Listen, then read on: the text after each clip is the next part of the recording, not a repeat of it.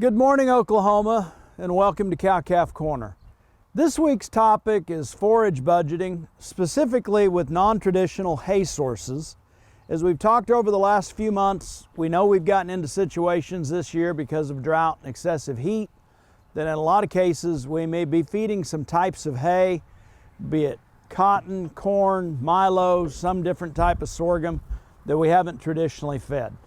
We know that a feed analysis test is critical to tell us that crude protein content, the energy content in the form of TDN. And if we look at this as we typically would, we'll take, for example, some information out of Chapter 16 of the OSU Beef Manual. If we've got a 1,300-pound dry cow, last trimester of pregnancy, if we're feeding her some type of hay that tests about 54.5% TDN, 7.5% crude protein. We assume she's going to consume about 1.9% of her body weight per day in dry matter. She's going to eat enough of that hay to meet her energy and protein requirements without any additional supplementation. So that's about 24.5 pounds a day of dry matter intake from that particular source of hay. But we can't stop there as we get into forage budgeting.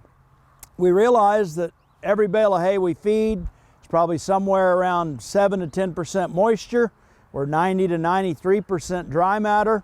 So we're going to take that into account and add 2 or 3 more pounds of actual hay that we have to feed to that cow as well. We also know that when we feed hay, all of it doesn't get consumed. In a typical year, we expect 6 to 20% waste, hay that's going to be pulled out, laid on. To some extent it's going to get wasted. We know that we can improve that if we're feeding in round bale hay feeders by using sheeted bottom feeders that are going to contribute to less waste than an open bottom hay feeder. And probably best case scenario, enclosed bottom with a cone shape, or what many refer to as a hay saver. We're going to be able to reduce that hay waste even more. But typically, depending on what form we're putting that hay out in, and potentially even just unrolling enough hay each day to meet those cows' intake needs, we're looking at 6 to 20%. Some of the unique things we get into this year on these non-traditional hay sources, something like cornstalk hay, just in the past few weeks, I've heard from several producers that are estimating that 1/3 to 40% of each bale is in the form of those lower stalks that cows just simply will not eat. They're going to sort that out. It's going to accumulate around hay feeders or accumulate in the spots in our pasture where we roll out hay.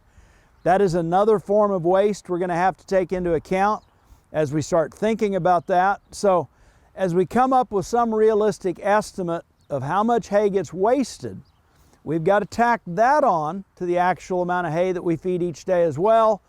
So this same 1,300-pound cow, 24.5 pounds of dry matter intake, 2 or 3 more pounds added as a result of dry matter. We're looking at adding another 7 to 8 pounds of hay on as is to account for wastage, possibly even more. And now we're starting to look at 36, 37 pounds of actual hay fed per day. Another final thing we need to take into account: how much of the bale of hay has actually been spoiled. If we think of a typical big round bale that's about 5.5 foot tall, there's actually about half the weight of that bale in the outer 6 inches.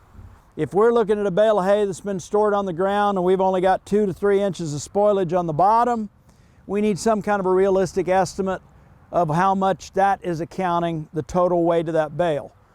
One thing that is a positive this year, since we've probably been buying a lot of hay and having it trucked in, if we're buying it by the tonnage, it's easy to divide the actual tonnage relative to the amount of bales on the semi-load to know what each bale of hay weighed whenever we took delivery.